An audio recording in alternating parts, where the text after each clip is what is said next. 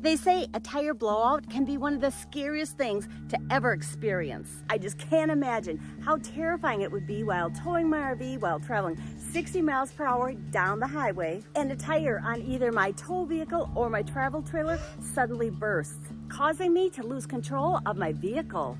Yeah, this is something you and I never want to have to experience. So in this video, I'm going to give you some practical tips and things that you can do to help you avoid a bad situation. This might be one of the most important videos I've ever made because, as they say, our lives are riding on our tires. So I'm really glad that you're watching this video right now. But if you have family and friends that love RVing as much as we do, please share this video with them. So together we can help keep each other safe. Or if you think I'm missing anything or you have any additional thoughts, please share them with me in the comments section below. So the very first thing we can do to avoid a tire blowout situation is prevent one. And there are two leading causes, which I'll get to in just a second. But first, let's talk about some of the things you're probably already doing to your tow vehicle's tires to keep them in good traveling safe condition. Like by buying a quality tire when your tires need to be replaced, and by maintaining them, making sure that your tires are balanced and rotated on a regular basis. So hopefully you've already been doing these things. But you also need to be doing these things to your travel trailer's tires too, because these tires need the same attention. When I went to RV driving school, my instructor told me that before I take off for any camping trip or when I leave a campground, I should always do a final walk around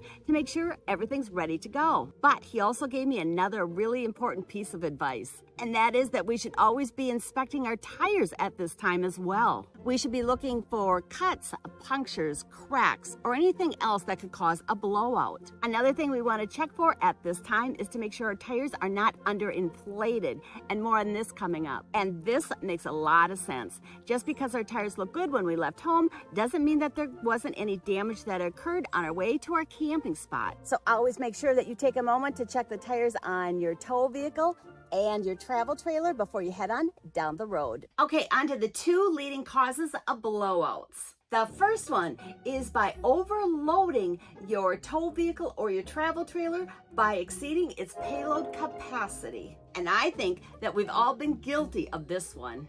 We tend to bring a lot of stuff with us when we go camping on our camping trips. And we load all our gear up in both our travel trailer and our tow vehicle. But what I didn't realize when I first started camping was just how quickly this weight adds up, and just how easy it can be to exceed my maximum payload capacity. But the first thing we need to know is, what is the payload capacity of our travel trailers and our tow vehicles? And these numbers are really easy to find.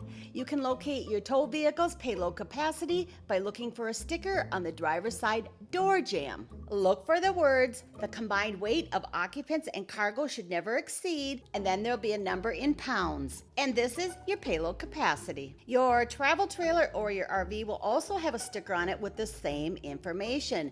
Perhaps the other most important video that I've ever done is titled, "What size travel trailer can my vehicle safely tow?" In this video, I help you figure out what your vehicle can safely tow. But this video will also help you understand other important weight factors that could be dangerous if you exceed them. So I'm strongly going to advise that you watch that video after you're done watching this video. And I'll leave a link to that video in the video description below. The second leading cause of blowouts is underinflated tires. So it's really important that on a regular basis, we check all the tires on both our travel trailer and our tow vehicle. But then the next question, of course, is what is the minimum tire pressure that you should have so that your tires are safe to travel down the road? And this number is easy to find too, because the maximum tire pressure for both your tow vehicle and your trailer tires are located right on the tires. You're looking for the words maximum pressure, and then there'll be a number followed by PSI. And this number is the maximum tire pressure. And we want to know what is the minimum tire pressure. So to calculate this, a good rule of thumb is to use 75% of the total maximum pressure that was displayed on the tire. So if you think a tire looks low, or you're just not sure, you can use a tire pressure gauge to quickly measure the tires on both your vehicle and your trailer. And if the tire pressure is below the minimum recommended tire pressure, we just need to inflate it. At minimum, you should always carry one of these with you. If you don't have one, I'll leave a link to this one that I use on Amazon in the video description below. And I wasn't aware of this, and maybe you were, but when your tires are underinflated, you're gonna use more gas. So keeping your tires properly inflated is also gonna save you on gas. So what is the easiest way to inflate your tires if you're traveling or you're on the side of the road? I was recently RV camping at a friend's house, and I needed to inflate the spare tire on my camper. And he had this DeWalt portable air inflator, and it was really cool because it would automatically stop once the tire reached the tire pressure that I set on the machine. And I bought it, and I'm really excited to show you just how easy it is to use, because if I'm solo camping, I'll be able to use it. It's a DeWalt, so I've got a DeWalt battery, and I'm going to put my DeWalt battery in here. When you turn it on and you've got the hose hooked up to your tire that you're going to inflate, right here will display what the current pressure of the tire is. So you can see exactly where the tire pressure currently is. And then what you do right here is you just turn this knob to your desired tire pressure. But here's the slick thing. Once you start pumping air into the tire, and it reaches the amount of tire pressure that you've preset here, it's going to automatically turn off. Now that's really slick. So you don't have to constantly be checking to see if you have enough tire pressure. And it's just a really lightweight and a very durable machine. I just am going to have more confidence having this with me, so that if I do have a tire that needs to be inflated while I'm camping or on the side of a road, I can easily add air to the tire. But what else is nice about this is on this side you've got a hose that will also inflate and deflate. Yeah, inflate and deflate anything. Like if you want to inflate a mattress, a tire on your e-bike, or even an inflatable paddleboard, anything. And I love all these attachments that it comes with, so it makes it easy for you to inflate a lot of different things. Yeah, I really like this, and this is going to give me a lot of peace of mind. My husband was a contractor for many years, and he used a lot of DeWalt tools, and he really liked them. So he had a lot of the DeWalt batteries around. So this made it a really easy decision for us to buy the DeWalt Air Inflator. So if you don't have any DeWalt batteries, you'd have to buy them separately. There are two other popular manufacturers that make portable air inflators, and one is Milwaukee, and the other one is Ryobi. That's how you pronounce it, Ryobi. And when I was doing my research about portable tire inflators, these other two had good reviews as well. So if you're interested in either the DeWalt, the Milwaukee, or the Ryobi portable tire air inflators, I'll leave an Amazon link to all of them in the video description below.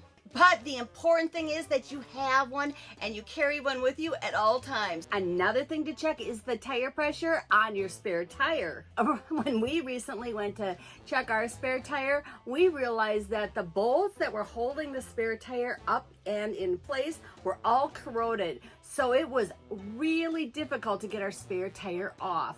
I mention this because if we had to access our spare tire while we were traveling, or worst case on the road, and we had a flat tire, it would have been really difficult to remove our spare tire. So double check your spare tire, make sure it's properly inflated and that you can access it. Another really important tool that many people use to monitor the tires on their travel trailer or their RV is called a tire pressure system. These systems are great because they'll monitor your tire's pressure, and they'll notify you while you're driving down the road if there's a sudden loss in tire pressure or there's a problem that you need to stop and take a look at. And you can do something about the situation before it's too late. I was going to purchase one of these, but my new tow vehicle, my truck, came with a built-in monitoring system for my camper's tires. So now I'm going to know if there's a problem with my tires on my travel trailer. But if your tow vehicle doesn't have this capability, I highly recommend